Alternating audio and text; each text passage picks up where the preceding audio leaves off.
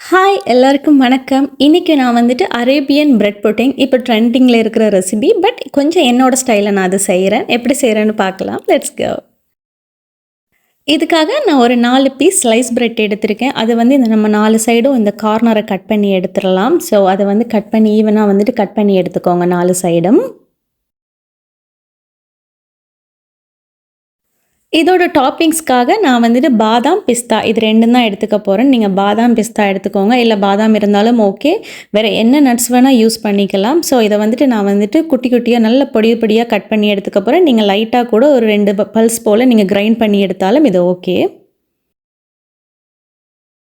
நமக்கு மேலால் தூவுற மாதிரி இருக்கணும். ஸோ அந்தளவுக்கு நீங்கள் பொடியாக இதை கட் பண்ணி எடுத்துக்கோங்க. 4 பீஸ் பிரெட்டுக்கு அளவாக நான் வந்துட்டு 3/4 கப் போல் நான் பால் எடுத்திருக்கேன். நான் இந்த பேக்கெட் பால் தான் எடுத்திருக்கேன். நீங்கள் நார்மல் மில்க் கூட யூஸ் பண்ணிக்கோங்க.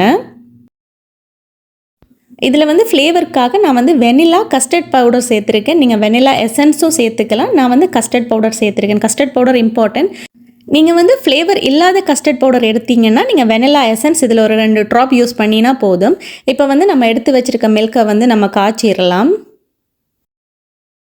பால் சூடானதும் 3/4 கப் பாலுக்கு வந்துட்டு நான் 2 ஸ்பூன் சுகர் சேர்த்துருக்கேன். இதில் அது கூட வந்துட்டு 2 கிராம் மில்க் பவுடர் சேர்த்துருக்கேன். மில்க் பவுடர் வந்து ஆல்டர்னேட்டிவ் தான். நம்ம மில்க் பவுடருக்கு பதிலாக வந்துட்டு விப்பிங் க்ரீம் கூட யூஸ் பண்ணிக்கலாம். ஸோ நான் வந்துட்டு விப்பிங் க்ரீம் வீட்டில் இல்லை. ஸோ அதனால் வந்து நான் மில்க் பவுடர் யூஸ் பண்ணியிருக்கேன். 2 ஸ்பூன் எடுத்துக்கோங்க. அதே மாதிரி நம்ம எடுத்து வச்சுருக்க கஸ்டர்ட் பவுடர் அதுவும் 2 ஸ்பூன் ஆட் பண்ணிவிட்டு இந்த பாலை வந்து கட்டி ஆகாமல் கிண்டிகிட்டே இருக்கலாம். கஸ்டர்ட் பவுடர் யூஸ் பண்ணுறதுனால நமக்கு வந்து ஈஸியாக வந்து இது கட்டி பதத்துக்கு வரும். ஸோ எந்த கிளட்ஸும் இல்லாமல் நீங்கள் நல்லா இதை கிண்டி விட்டு கிளறி விட்டுட்டே இருங்க ஒரு 2-3 மினிட்ஸுக்கு. இந்த ஸ்டேஜில் இருந்தால் போதும். பால் ரொம்பவும் கெட்டியாகிடக்கூடாது. ஸோ கொஞ்சம் வந்து க்ரீமி பதத்துக்கு வந்துச்சுன்னா போதும். நீங்கள் ஸ்டவ்வை ஆஃப் பண்ணிவிடுங்க. இப்போ நம்ம அந்த கார்னரில் கட் பண்ணி வச்சுருக்கோம்ல அந்த ப்ரெட்டை வந்து நான் 2 பீஸ் கீழே வைக்கிறேன். அது மேலே நம்ம ரெடி பண்ணி வச்சுருக்க அந்த மிக்ஸை ஊற்றிடலாம்.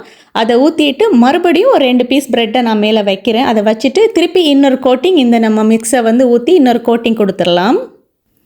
இன்னொரு கோட்டிங் ஊற்றினதுக்கப்புறம் ஃபைனலாக வந்து நம்ம வந்து கட் பண்ணி வச்சுருக்க நட்ஸை போட்டுடலாம். நட்ஸ் தாராளமாக போட்டுக்கோங்க. அவ்வளோதான், Arabian style bread pudding ready ஆயிடுச்சு. ரொம்ப குயிக்காக பண்ணுற ரெசிபி இது. எனக்கு பண்ணுறதுக்கு மொத்தமே ஒரு 10 நிமிஷம் தான் ஆச்சு. அண்ட் ரொம்ப டேஸ்ட்டு வந்துட்டு அல்டிமேட்டாக இருக்கும். கண்டிப்பாக ட்ரை பண்ணி பார்த்துட்டு மறக்காமல் ஷேர் பண்ணுங்கள். தேங்க்யூ.